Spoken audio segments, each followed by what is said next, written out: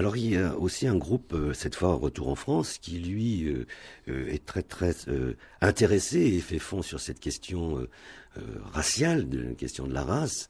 C'est un groupe, c'est le Club de l'Horloge très exactement, Club de l'Horloge qui, entre autres, se veut pour un retour au polythéisme arien, qui a des positions parfois antireligieuses, et alors qui décerne chaque année un prix.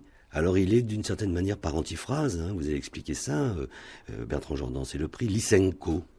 Oui, donc c'est le prix Lysenko, donc du nom du pseudo-généticien qui a régné sur la biologie soviétique pendant pas mal d'années, en affirmant que la génétique n'existait pas et que tout pouvait se modifier, en particulier au niveau des semences par différents traitements.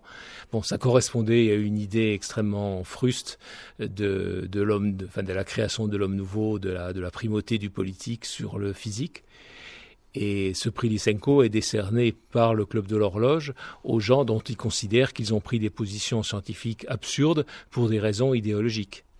Alors il a été décerné à Albert Jacquard, il a été aussi décerné à André Langanet. Et là, quels sont les arguments justes pour expliquer quels sont les arguments sur quoi ils font, d'une certaine manière, sur quoi font-ils fond pour discuter d'une mal fondée de ce refus des races chez ces auteurs qui ont reçu le prix Lysenko? Je dirais que les arguments principaux qui ressortent de ces textes du Club de l'Horloge, c'est que d'une part, il y a bien des races chez les chiens qui sont une espèce, donc pourquoi ne pas admettre qu'il y ait des races chez les hommes?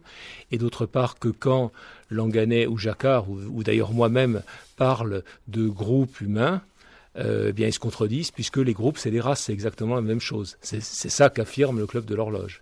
Vous allez avoir le prix Lysenko peut-être? C'est pas un honneur que je recherche particulièrement, mais pourquoi pas? Ça serait même peut-être un désagrément en même temps que... Oui. Bon, alors,